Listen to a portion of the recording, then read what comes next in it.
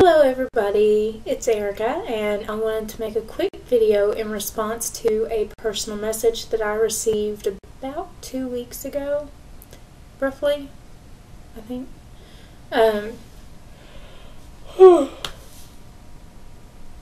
Sorry, this is like take 6, and the first one I didn't yawn through, but it's getting harder not to do it now, because I've repeated the same thing over and over in different ways.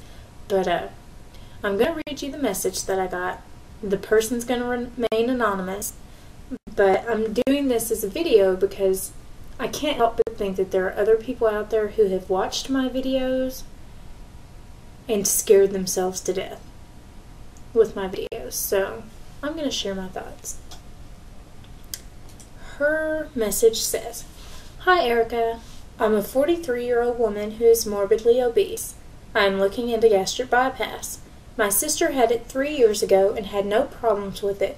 However, I have seen several weight loss surgery patients on YouTube, such as yourself, who have had major complications after surgery. My question to you is this. Knowing what you know now, after all of the complications that you have had, would you do it all again? Or would you choose to try to lose the weight on your own? Your complications were so serious and life-threatening. Is this something that is rare or something that happens to a fair number of post-weight loss surgery patients? I'm attending a weight loss surgery overview class, the very first, and after watching your videos and some other people's, I'm really scared at the thought of surgery. What are your thoughts? Thank you so much for making these videos. I've really enjoyed watching them. Again, thank you." Okay. Here's the short and skinny of it. I'm going to try to put all of my thoughts into this one message because I've spent a lot of time thinking about it. My thoughts on whether or not to have the gastric bypass surgery.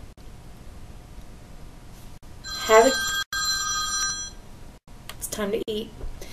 Have a gastric emptying test done as part of your pre-op testing, if you can get your doctor to finagle it in there. The theory is, had I had a gastric emptying test done, they would have found my gastroparesis before I had surgery, treated it, and I possibly could have lost the weight on my own and never had to go through all that I went through. There's no proof that that would have worked, but if I could go back now, I would try it. I would be tested, I would be treated, and see if the weight came off. If it didn't, I would absolutely do this again. Absolutely, in a heartbeat. I spent 2 weeks going back and forth. You know, because part of me wants to say, hell no, I would not spend 6 months puking for anything under the sun. No, I didn't even do that when I was pregnant. You know, and got a baby at the end of that. But after really giving it thought, there are so many things that this surgery has made possible for me. And it has changed my life in such a profound way that yes, I would absolutely go under the knife again. The pain after surgery was not that bad. I made videos in the hospital. You can go back and watch them. It was not that bad. I've had worse. As far as my complications, the first complication that I had was a stricture. Strictures are common. They're very common, apparently, in weight loss surgery patients.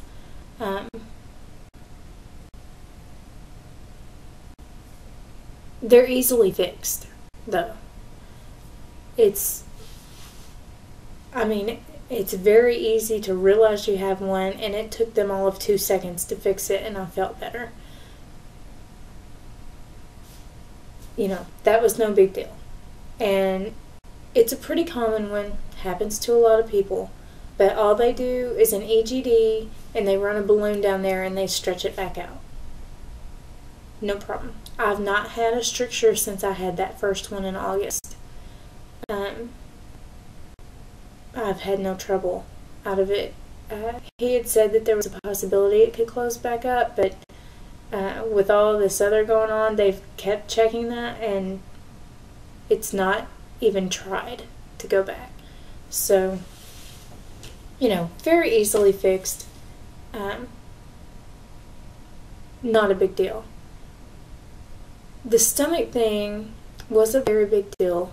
Yes, I came very, very close to dying. But that was just because they didn't know what to look for. I was the first patient that my particular surgeon had ever had to have this complication. So he checked me for everything that he knew could be wrong, and when he realized that it wasn't anything with the surgery per se, he referred me on to a gastroenterologist who was able to find out what was wrong and fix me. And thank God for that. I have to take medicine every day, multiple times a day. I have lots of medicine that I take. And that's not real fun. People look at me funny because I've got this big pill carrier thing because I've got tired of breaking out 50 million bottles out of my purse. But,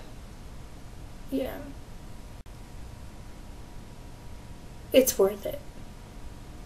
I would do it all again in a heartbeat. I can play with my kids now. I can go up flights of stairs without, being exhausted at the top, without being short of air. Okay, I might be a little bit tired. I'm not quite full strength yet, but I'm not winded. Where I used to get to the top of the stairs and be like, I don't do that anymore. My asthma's not quite as bad. I can wrap a towel all the way around me, which is not important, but still so cool.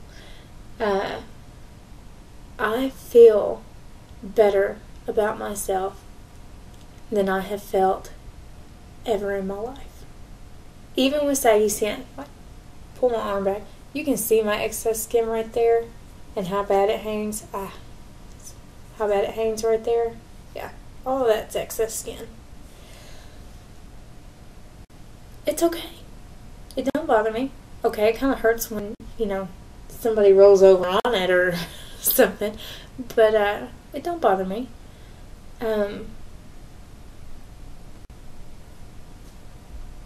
It's all a matter of how important it is to you.